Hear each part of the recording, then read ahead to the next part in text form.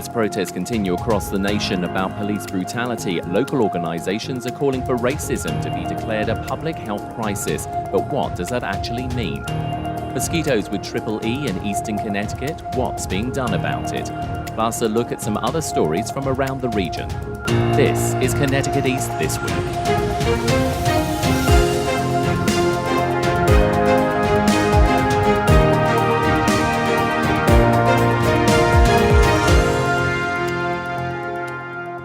Hello, I'm Brian Scott Smith. As the nation continues to debate matters of police brutality and reform, the questions about racism are also being addressed at the national and state level as well. Here in Connecticut, one organization, Health Equity Solutions, is going a step further and asking for racism to be declared a public health crisis. But what exactly does that mean? Joining me on the podcast is Dr Tekisha Everette, who's the Executive Director of Health Equity Solutions. Welcome to the podcast. Thank you for having me, Brian. This is awesome. Tell us a little bit more, Doctor, about Health Equity Solutions, the organization. Well, we're about 6 years old. We're a nonprofit organization that's in the city of Hartford, but we have a statewide focus on advancing health equity here in Connecticut and doing so mainly through policy and advocacy. One of the things that I think is unique about us as an organization is we wake up every single day thinking solely about how we advance health equity here in the state, and doing so through the highest lever of mechanism that we can possibly use, and that's looking at what's happening when we look at health inequities, health disparities, and then going to the policy solution. What is exactly happening at a policy level that we can change this? The other piece that I would say is also unique about us is we're what we like to describe as unapologetically race forward. And what that means is we look at what people tend to call racial and ethnic minorities in the state. We can also say people of color and the experiences that they're having with health, and focusing on what we call a targeted universalist approach. If we can fix the system or correct the issues that they're facing, it'll work for everyone. That is what we're talking with you about today, and in particular, declaring racism a public health crisis in Connecticut. What does that mean?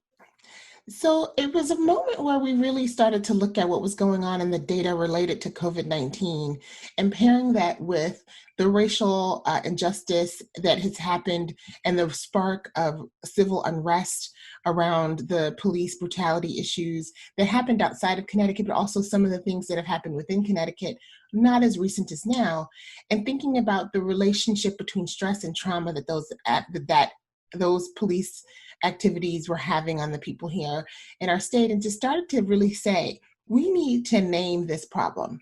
We need to really declare some attention and focus to the problem. And when my team and I kind of worked together on this, it became very clear looking at racism through a public health lens offers the opportunity to really, one, name the problem, two, see some of the mechanisms that we could even use in the public health system to reframe and address the problem. And so for us, this is a first step in starting that conversation. People listening to this will say, okay, that's all well and good, but I still don't understand why racism is a public health emergency. I mean, when we talk about public health emergencies, we think naturally about, COVID-19 and those types of things. Help us understand, why is racism a public health emergency? Well, I think that's a wonderful question. And there are two ways we can look at this. There's the wording of emergency and there's the wording of crisis. Emergency does, in the way that we tend to use it, lean us to think about something just happened, COVID-19, and we need to have an emergency response to it because we hadn't planned for it, we didn't know about it, it happened and we need to act. That's the case with COVID-19.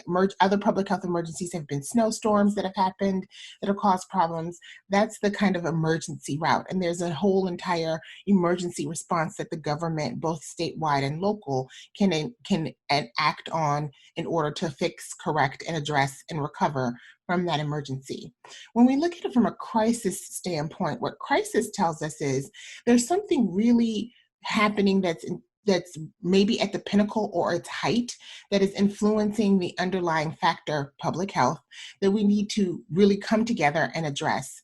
In our vision, in our words, in the way we think of this, crisis is longer term and can have a longer term approach to addressing it. But it's something that you can sit back and say, wait, there's a really key issue here. There's a problem we need to address, and we need to come together and solve, resolve, fix, and recover from that problem. So I think there's a little bit of a nuance between the emergency system response that we tend to think of and what it means to be in a public health crisis. Now, I also want to address really quickly in saying that when you're in crisis mode, it takes a moment and it's somewhat similar to emergency, to really stop and say, wait, we are in a crisis. This is a problem. What are the short term, midterm, and long term things that we can do to address this crisis? So I think that's a little bit of what we're asking and what we're looking at here, and what I think the people are demanding who are supporting. People of colour are affected greatly in this country. We have seen that. We continue to see that in the protests and the rallies that are happening across the country. And racism and police brutality are things that are highlighted over and over again. How can you get municipalities, towns, cities to understand this and take action? One of the ways that people can understand it is to think about what is happening right now and where we need to go. And so what I mean what's happening right now, Brian, we knew before COVID-19 that there were underlying chronic conditions that people of color faced at disproportionate levels: heart disease, blood pressure, diabetes. Those things we knew beforehand.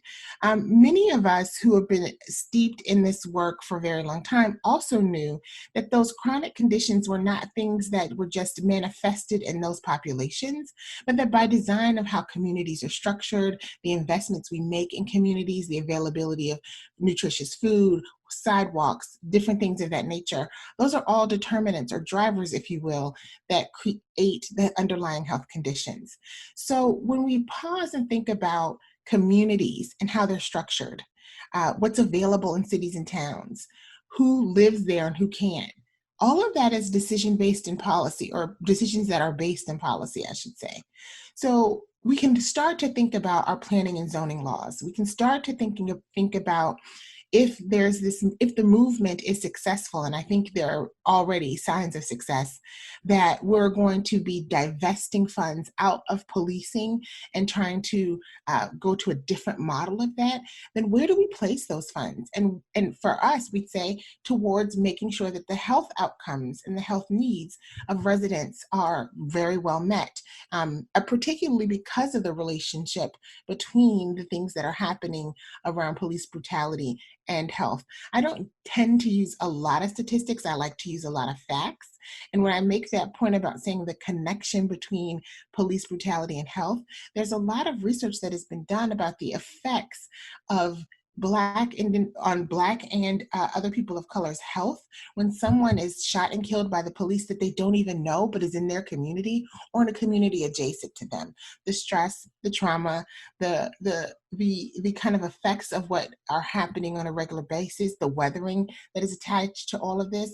I think these are all ways that municipalities can begin to think through what's really happening to people of color in our area where we live and have jurisdiction over, and what are the ways in which we can really address the underlying factor of structural racism in our own city and town.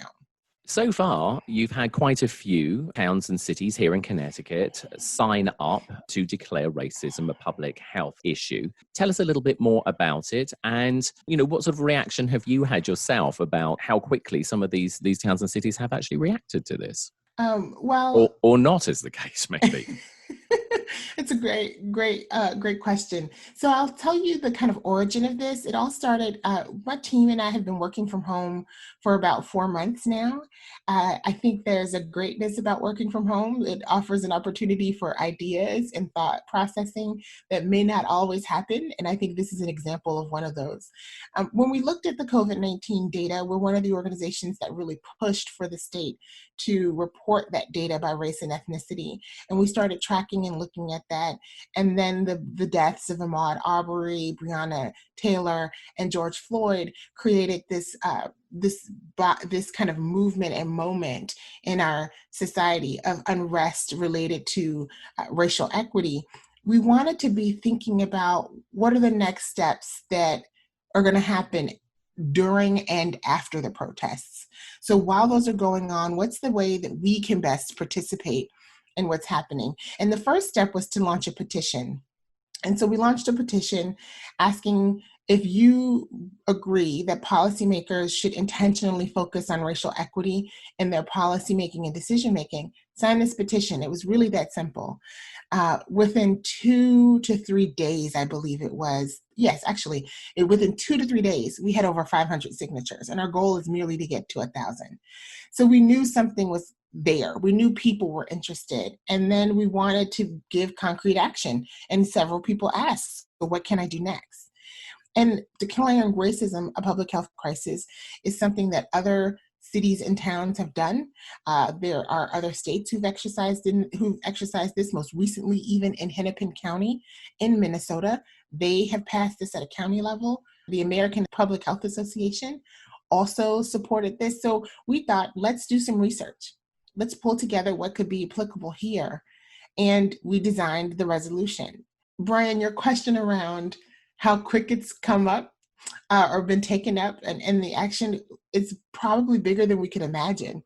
Because one of the things we wanted to do was a local driven issue, right? We wanted to be able to share this information with people on the ground and see if they could take it up. And Windsor doing this by June 15th was just something astonishing. And now we have over 9 cities and towns who've passed resolution language, and a 10th who did a little different and went with a social justice and equality measure. But either way, it's amazing to see how people are taking action around the issue of racism.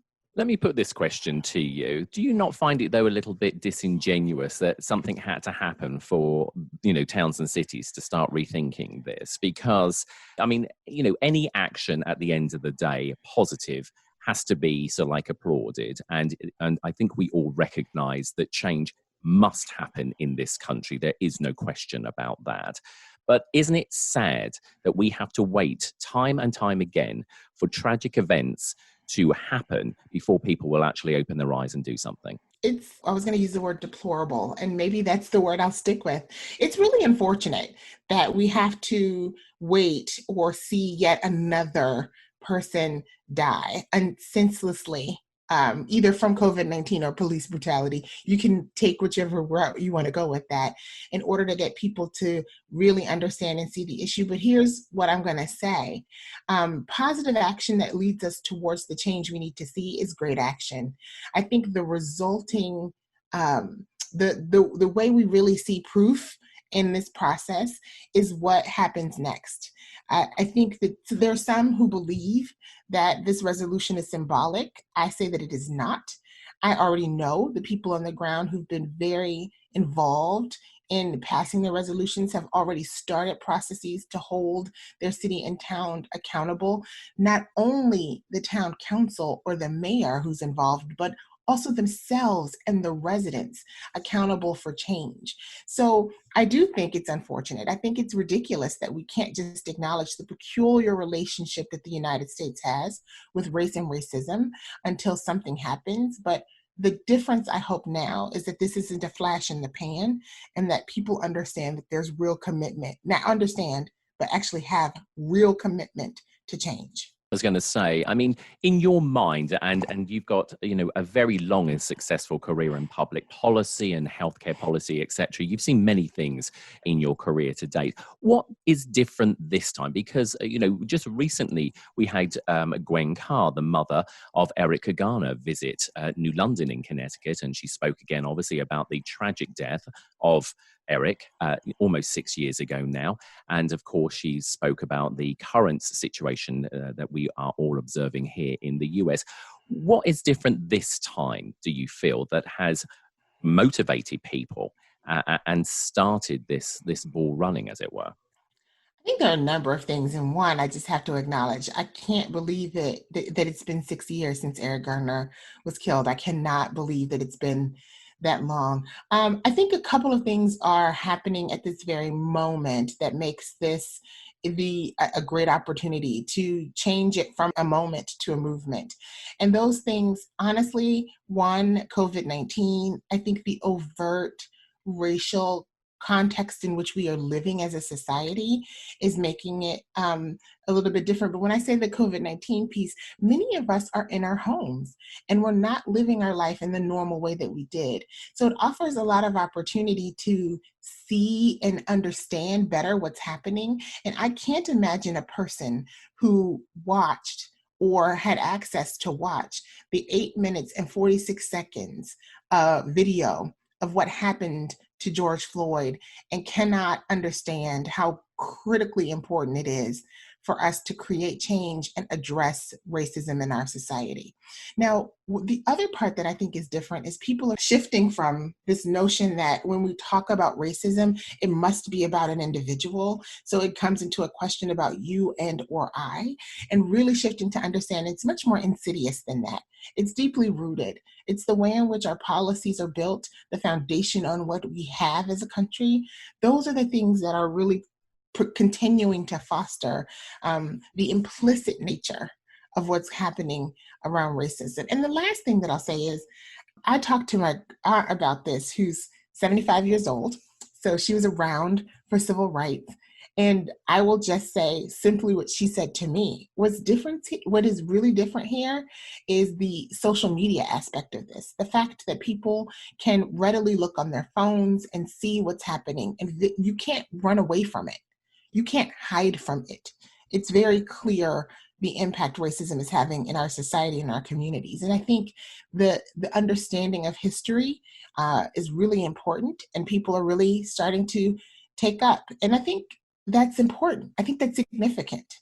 Yeah, I was going to say to you about education as well, because of course, we're seeing like real history finally being dug up and revealed to all of us, because I think, we can all say without any hesitation that growing up, we've all been lied to from the point of view of history, because of course it's been censored and we've not seen true history, and that is now starting to be revealed to us. But I mean, is it also about, education as well? That education has to change, because, if you're educated better and you ask questions and, you use your critical thinking skills rather than just follow, what you see, that's going to help you make better decisions as a person. Because at the end of the day, and again, you'll agree with this, racism is not something anyone is born with. It's something they're taught. Right. And I think education is critical and the full story is critical. So there's the part of this that says we were not provided the information we rightfully should have had through the process of our schooling.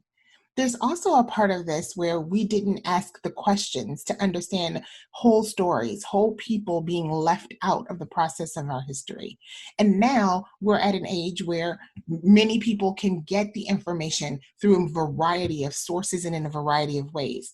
So if you pair that we've been lied to that, and now we have access to get the information, it again forces us to change and really rethink what we know and what we then do with what we know. I think those are kind of two things that really pair together are a shift. The other piece that I think is important is beyond the knowing what we didn't know and relearning.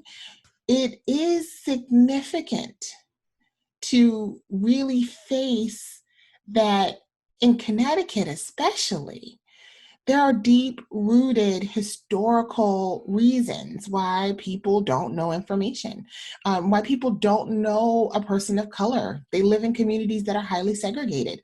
Connecticut is one of the most segregated states in our country. So there's some intentionality and mishaps that are going with that. One of the things that I like to say when we pull all of these things together is racism is not any of our faults, not yours or mine. We didn't create this country 400 plus years ago. However, we now have information that demands us to be responsible in our actions. It demands us to create and demand the change that we want.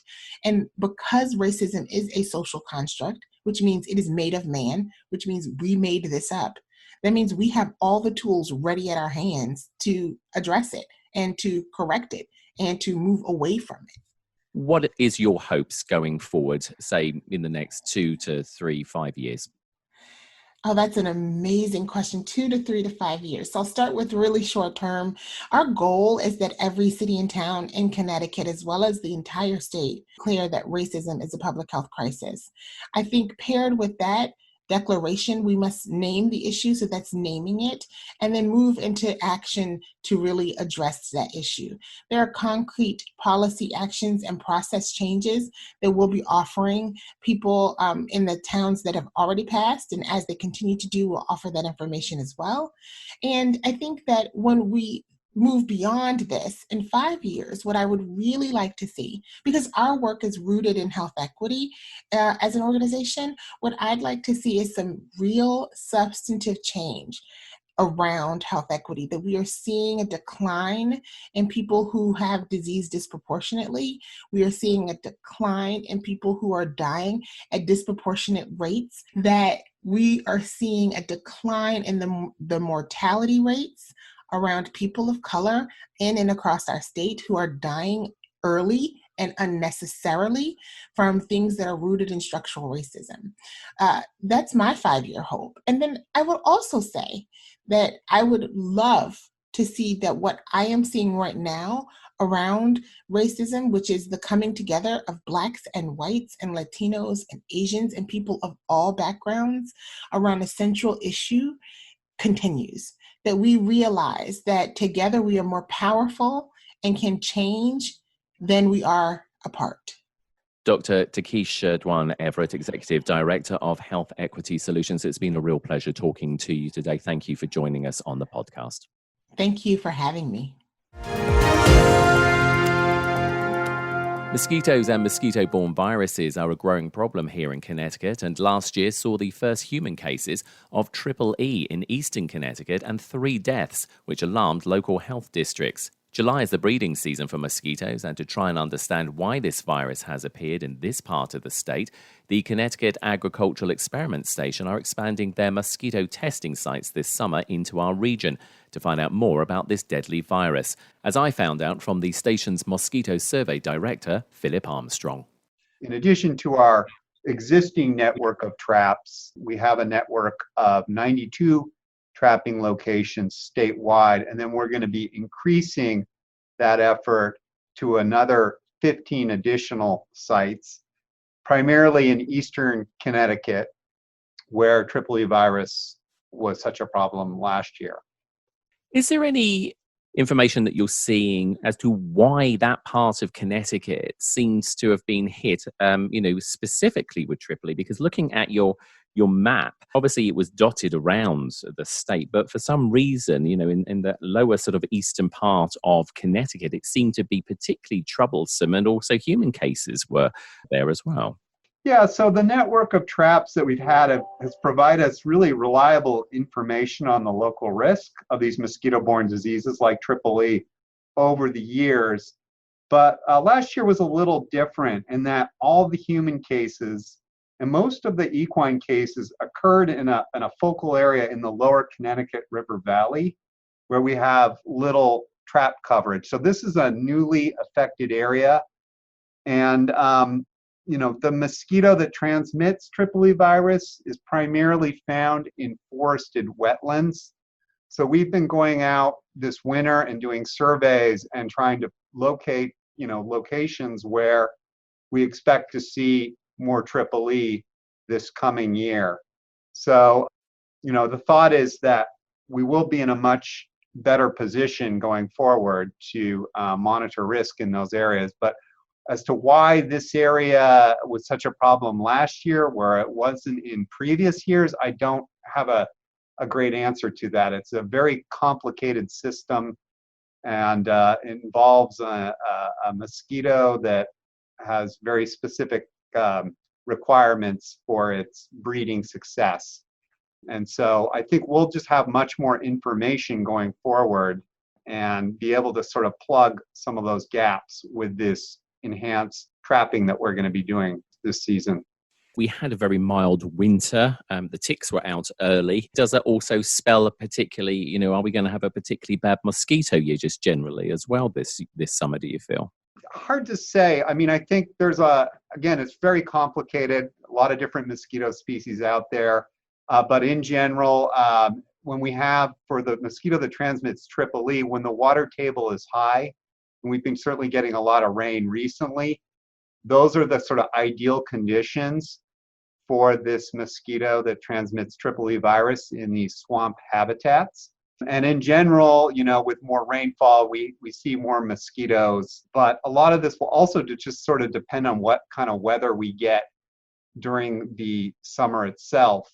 In terms of winter precipitation and temperatures, most of the mosquitoes that we have here in Connecticut are totally adapted for our cold winters, and they do just fine, regardless of whether it's a mild or a severe winter. What about your collaboration with local health districts? Will you be collaborating, or or are they collaborating with you more over this situation? Yeah, so our program, I'm primarily involved in surveillance. So at the Connecticut Agricultural Experiment Station where I work, we're really just providing the intelligence, the information to direct those interventions. And I work very closely with our partners in the state, DPH, with DEEP, with Department of Energy and Environmental Protection as well as with local partners, local departments of health, really evaluating that information and trying to